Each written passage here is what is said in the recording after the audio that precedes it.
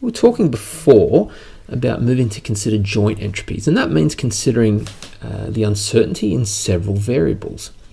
We hinted a little bit about how that total uncertainty may be different in general to when we consider the uncertainty about each variable on their own. So the reason that is different is because we can consider what if we already know something that may pertain to variable x when we're considering the uncertainty in x. Instead of just thinking about the uncertainty in x in general, what if we already know something that may change our surprise or uncertainty about x?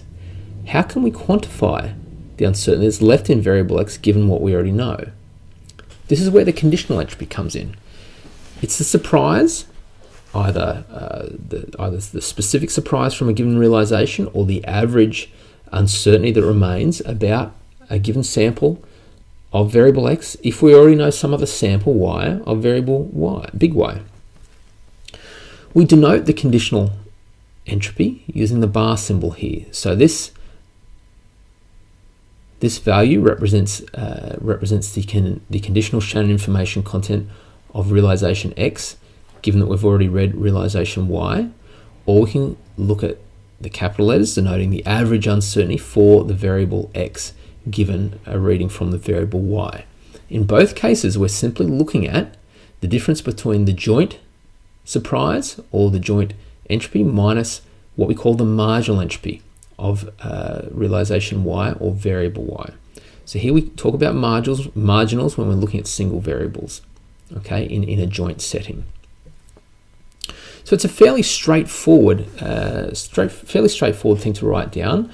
We're simply writing down now, instead of the Shannon information content being the minus log of the probability of x, we're now just changing to look at the conditional probability of x given y. So that's fairly straightforward to write down. And again, down here for the average, we write down our conditional Shannon information content and we average over the joint space of x and y. We can think about these surprises, or more generally the average entropies. We can think about them graphically. We can draw Venn diagrams to represent the uncertainty or the information content in each variable. So we can draw one circle to represent the entropy for variable x, and we can draw another circle to represent the entropy for the variable y. Now in general, these circles showing the uncertainty about the variables, the information contained in them, they may be overlapping in general. So to draw something fully general, we do draw them with some overlap and some sections that are not overlapping. The entropy for variable x is the full total of this circle here, includes what is overlapping with y and what is not, and same for variable y. The joint entropy of these two considered together is the sum of these three separate areas here. Now notice we're not adding the two circles because that would double count this overlapping section.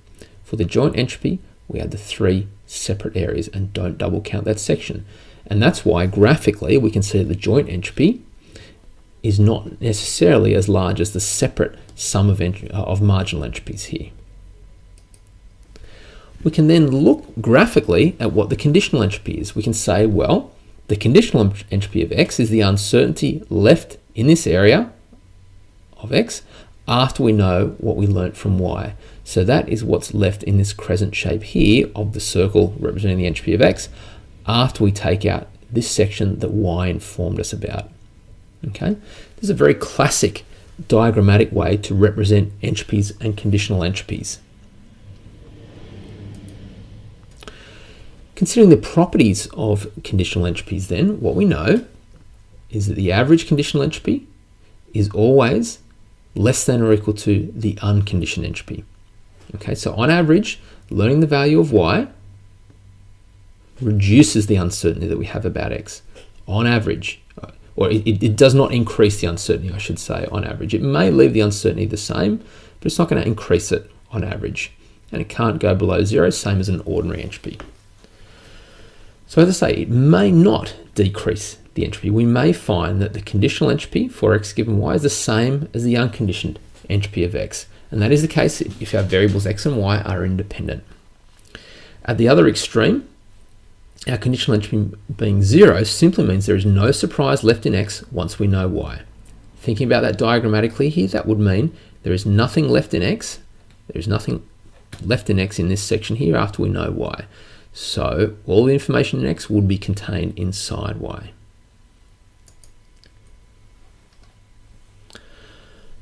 To take an example here, coming back to looking at coding characters in English text, to ask the question, what variable, or what is an example of a variable Y that would drop the uncertainty of a variable X here, the variable X being the character that we see in the text, what would drop it to some other conditional entropy and therefore also drop the code length for a conditional encoding of an incoming character?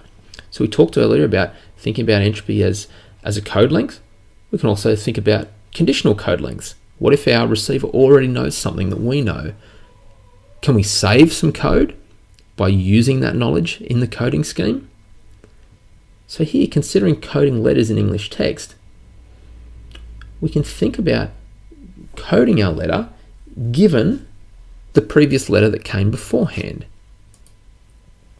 So using the context of these series of letters, that changes the probability of the next character. We can think about sequences of letters as Markov chains. This comes back to the example I gave before. If we see a Q, we are fairly certain that the next letter in our stream of letters is going to be a U. So we have very low uncertainty about what comes next in that case.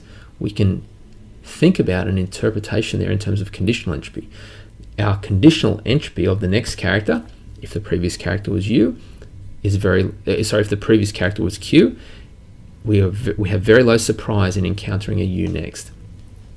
So we can see that the conditional entropy of one character given the character beforehand is generally lower than the entropy of the given character otherwise. And the interpretation of that in terms of code lengths is if we use the context, that drops the amount of code that we have to use for each letter. We have a couple of exercises which we won't cover now. I'll leave those separate. So that brings us to the end of our first lecture in our Information Theory and Complex Systems course.